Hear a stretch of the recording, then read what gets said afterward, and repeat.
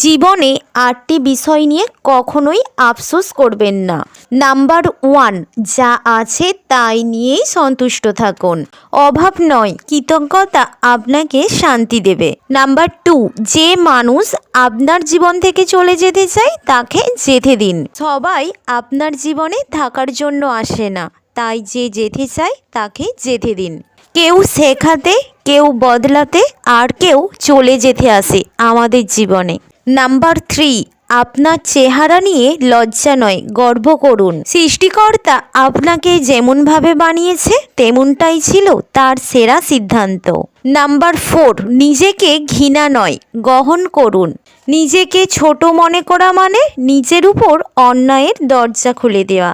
ভগবান আপনাকে যেমনভাবেই বানাক না কেন, সৃষ্টিকর্তার সেটা ছিল সেরা সিদ্ধান্ত।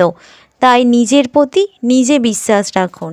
আপনার পরিবার আপনার কাছে যেমনই হোক না কেন তাদের কাছে কৃতজ্ঞ থাকুন, কারণ আপনার বিপদে অন্য কেউ না, আপনার পরিবারই আপনার পাশে থাকবে।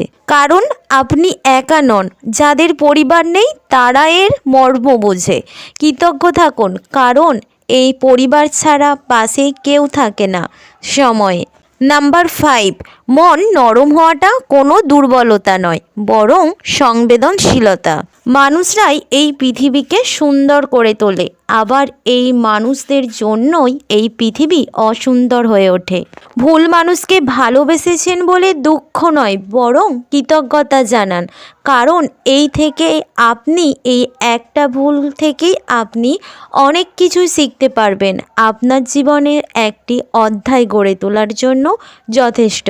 নিজের জীবনে এই দুটি বিষয়কে কখনোই ছোট ভাববেন না আর দেখাবেনও না। নাম্বার 1, নিজের কর্ম। নাম্বার 2, নিজের পোশাক। কারণ আপনার কর্মই হচ্ছে আপনার জীবনের আসল ফল। আপনি যেইভাবে কর্ম করবেন, যেমন কর্ম করবেন, সেই রকমই আপনি ফল পাবেন। এই কয়েকটি বিষয় সর্বদাই মেনে চলুন। নাম্বার 1, অপমান করলে হেসে চলে আসুন। নাম্বার 2, রাগ কম দেখান। নাম্বার 3, কানে কম শুনুন। নাম্বার 4, ঝামেলা হলে ছেড়ে দিবেন। নাম্বার 5, কথা কম বলবেন।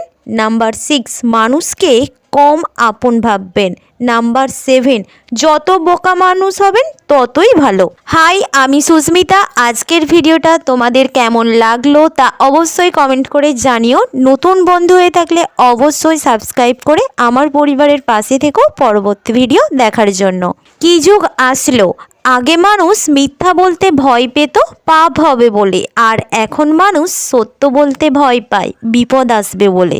কাউকে পাওয়ার আশা করো না কখনো, কারণ তাকে পেতে গিয়ে তুমি নিজেই ধ্বংস হয়ে যাবে। বরং নিজেকে এমনভাবে তৈরি করো তোমাকে পাওয়ার আশা সে করে।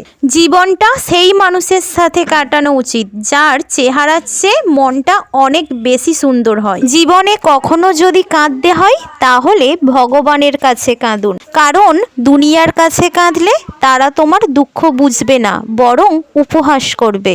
কিন্তু যখন তুমি ভগবানের কাছে তোমার দুঃখ প্রকাশ করবে, তখন দুঃখের মাঝেও তুমি সুখ খুঁজে পাবে। 3টি লক্ষণ দেখলে বুঝবেন আপনি সঠিক পথেই আছেন। নাম্বার 1, যদি দেখেন দিনে দিনে আপনার শত্রুর সংখ্যা বেড়ে যাচ্ছে, তাহলে বুঝতে হবে আপনি সঠিক পথেই আছেন।